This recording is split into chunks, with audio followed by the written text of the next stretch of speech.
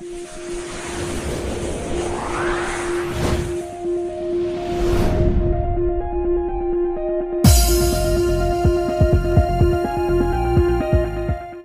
ने एसएसपी महोदय को लिखित प्रार्थना पत्र देते हुए लगाई न्याय की गुहार।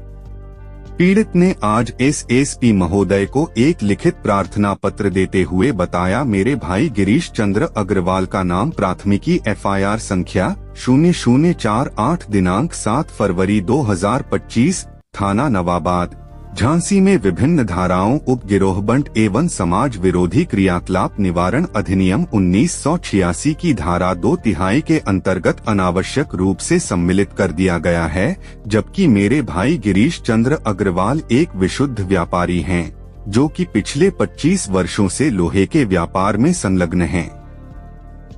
उनका स्वभाव सरल, ईमानदार और अनुशासित है तथा वह केवल अपने व्यवसाय पर ही ध्यान केंद्रित करते हैं।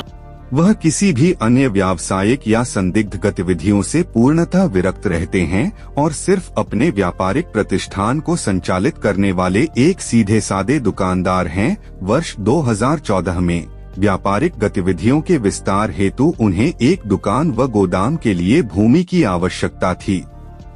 इस उद्देश्य से उन्होंने कई लोगों से चर्चा की और अंततः रमेश चंद्र गुप्ता से व्यापारिक गोदाम के लिए भूमि खरीदने की बात की, जिसके परिणामस्वरूप श्री रमेश चंद्र गुप्ता ने दिगारा, कानपुर रोड, झांसी के पास लगभग 20,000 वर्ग फुट भूमि की खरीद की, जिस पर गिरीश चंद्र अग्रवाल ने अपना गोदाम निर्मित किया। इस लेन देन के अतिरिक्त उनका रमेश चंद्र गुप्ता जी से कोई अन्य व्यक्तिगत या व्यावसायिक संबंध कभी नहीं रहा है। इसके अतिरिक्त मेरे भाई गिरीश चंद्र अग्रवाल न तो हरेंद्र मसीह को जानते हैं, न कभी उनसे मिले हैं और न ही कभी उनसे किसी भी प्रकार का कोई संपर्क, फोन, पत्राचार या व्यक्तिगत रूप से नहीं हुआ है। पीड़ित ने प्रार्थना पत्र के माध्यम से बताया है, उनका इस मामले से कोई संबंध नहीं है और उन्हें इस केस में अनावश्यक रूप से सम्मिलित कर दिया गया है। और क्या कहा पीड़ित ने इस पूरे मामले को लेकर जानने के लिए देखें यह पूरी रिपोर्ट। झांसी से फास्ट इंडिया न्यूज के लिए संजीव गोस्वामी संजू की खास रिपोर्ट।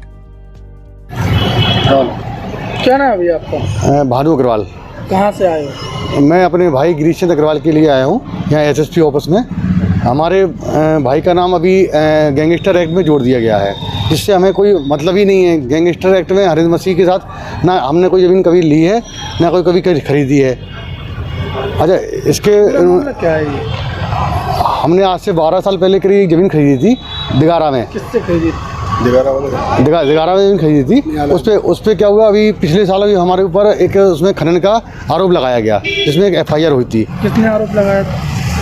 लेखपाल ने, कि आपने खनन किया है। जब उसकी जांच हुई तो उसमें पता चला कि ये खनन का जो आरोप लगाया है और ये खनन हमने ज़मीन खरीदी उसके 3-4 साल पहले ही खनन हो चुका था। उस पर इसका खनन का पट्टा खनिज विभाग ने किया था, जो कि एनएच हाईवे का झांसी कानपुर हाईवे जो बन रहा था उसमें इसका पट्टा हुआ था, जिसने खनिज की वो पट्टा लिया था उसने खनिज से ज़्यादा ज़मीन खनिज कर ली थी।